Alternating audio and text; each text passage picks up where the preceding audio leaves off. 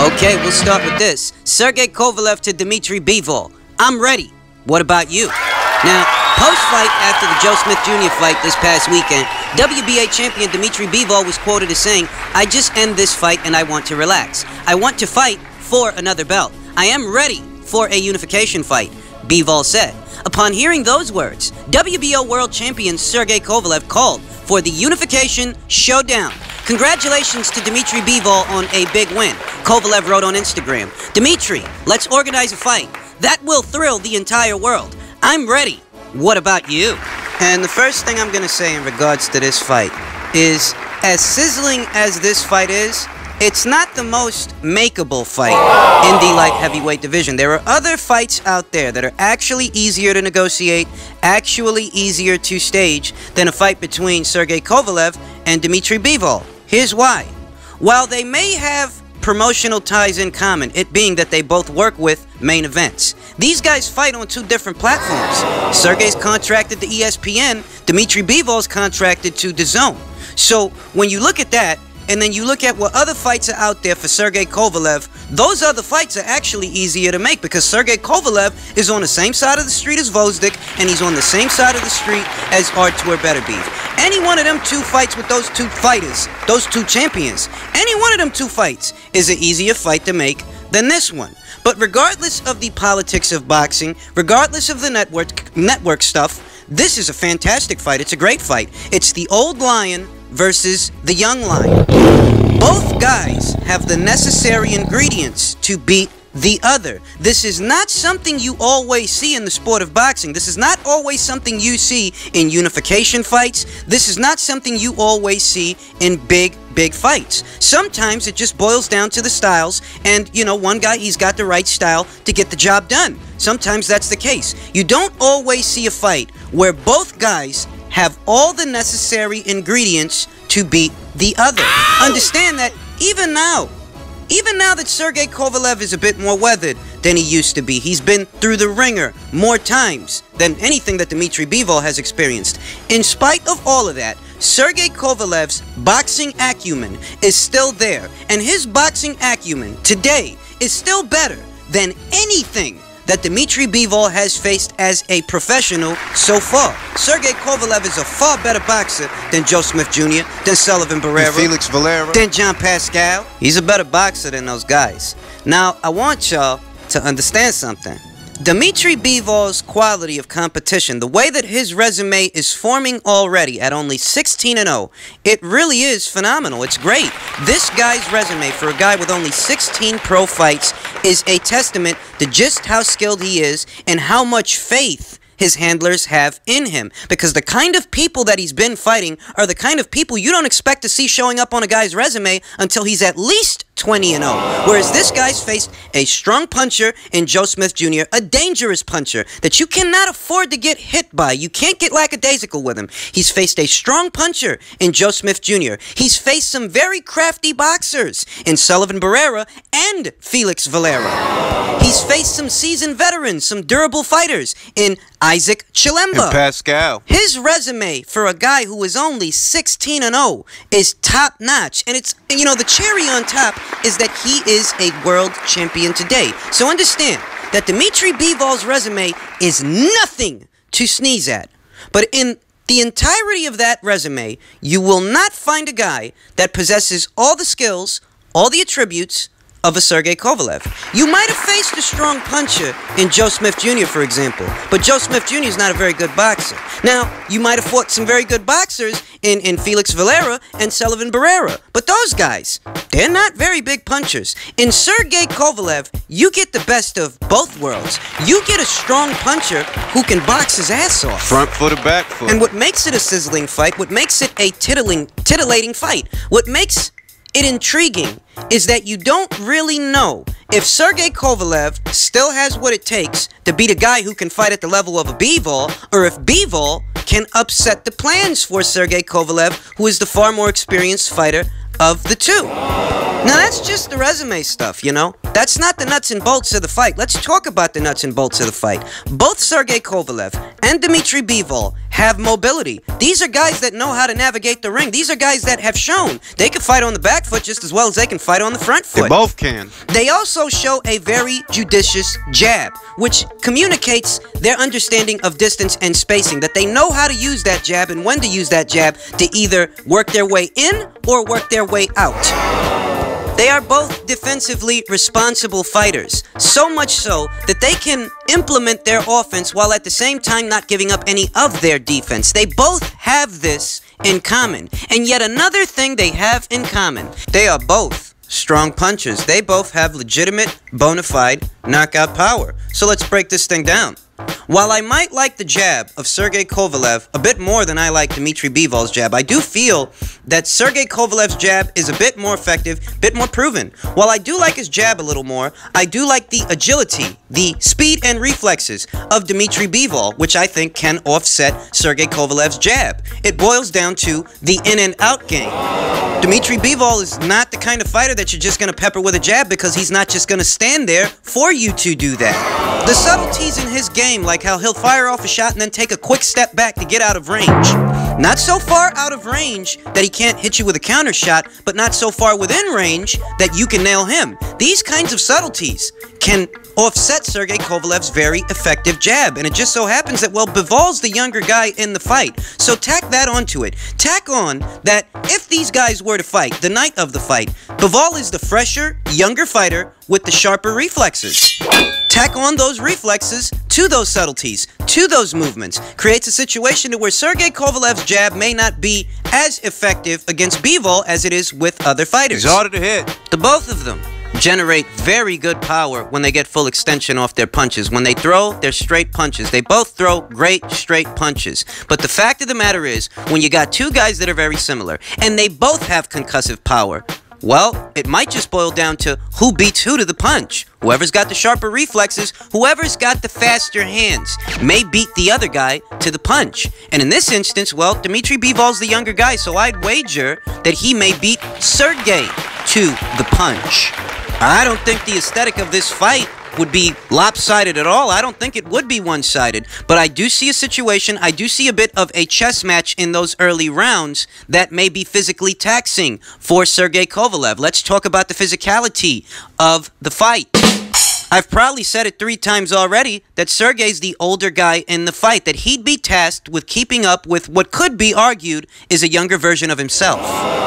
Maybe even a better version. I mean, look at Dmitry Bivol's resume at only 16-0 and cross-compare that to whoever Sergey was fighting at 16-0. We may be looking at a more nuanced, better version of Sergey Kovalev that leans more towards the boxing than the punching. You know, Sergey Kovalev gained a lot of his notoriety by being such a vicious puncher who could box, whereas Bivol does have an inclination that leans more towards the boxing than just the punching.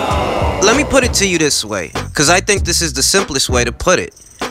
At first glance, you may be feeling like the fight is very competitive. At first glance, what you may be envisioning is the first couple of rounds, where Sergey Kovalev is still fresh, where his age has not caught up to him yet. But what you've got to remember is not only is Sergey Kovalev the older fighter in the fight, the more war-torn fighter in the fight, but he's also the fighter that has a history of conditioning issues. Whereas Dmitry Bivol don't got to worry about that. That's really not his problem. You may also be thinking that, you know, at first glance, Sergey Kovalev does appear to be the more concussive puncher of the two, that he hits harder. Yeah, I agree with that. I think Sergey Kovalev does have power on his side, but that power don't mean much when you can't land the kind of punches that you want to land. And with Bivol being the younger, fresher, moving target with sharper reflexes and faster hands, emphasis on faster hands, it creates a situation to where Bivol can offset Sergey Kovalev's power. If Sergey Kovalev has an out to win this fight, it would have to be early, because the longer the fight goes on, the more his age may catch up to him, and the more his conditioning issues may catch up to him. Whereas Bivol's the younger guy in the fight with the fresher gas tank, fresher engine. And he can do all the same things that Sergey Kovalev can do. He's just younger, so he can do them faster. So the situation that I see is a competitive fight the first quarter of the fight, but as the fight wears on, Sergey starts to slow down. And as Sergey starts to slow down, Bivol takes over. both his defensive and offensive prowess suffer for it, whereas Bivol's still going to be fighting on pace. This creates a situation where Sergey Kovalev is going to start taking shots that he cannot afford to absorb. Ladies and gentlemen, I think Bivol would stop Sergey Kovalev after the mid-rounds. That's what I think would happen. You know, it's a tough fight to edge because both guys are very good fighters. But when you really take it all in, I see a situation where it's competitive early and it starts to tilt Bivol's way mid to late. So, you know, that's my thoughts on the fight. Feel free to disagree. I won't fault anyone who feels that maybe Sergey is too much too soon for a fighter like Bivol. You can think that. Maybe that's how you feel. But what I'm thinking is Sergey holds his own early but fades down the stretch. In other news, WBO 140-pound champion Maurice Hooker says it's his goal to unify all the belts, that he wants them all.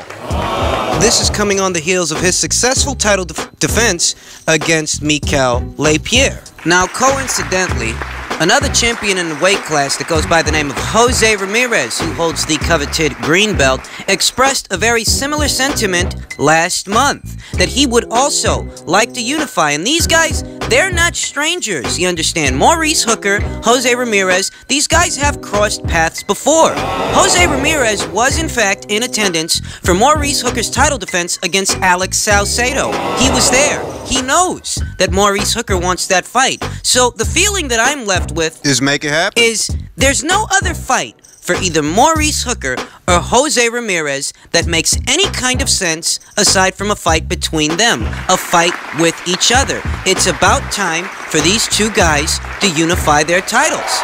They're not going to be able to get a crack at the winner of the World Boxing Super Series for some time. I mean, we're entering the semifinal right now, which I have no doubts is going to be a hell of a semifinal. There's some great fights on there. Josh Taylor versus Ivan Baranchyk, Regis Prograis versus Kirill Rillik. It's going to be a fun night of boxing. But all that aside, the winner of that fight isn't going to be available for either of them to fight for some time. So in the in-between time, why not unify with each other?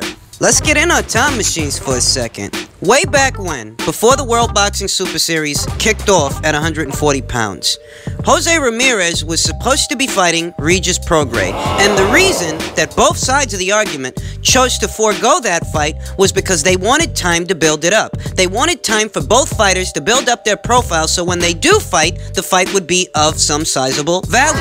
Now, since that time, Regis Prograis has been doing this and that to raise his own profile, participating in the World Boxing Super Series. But for Jose Ramirez, you know... What's he done? We're really not there yet.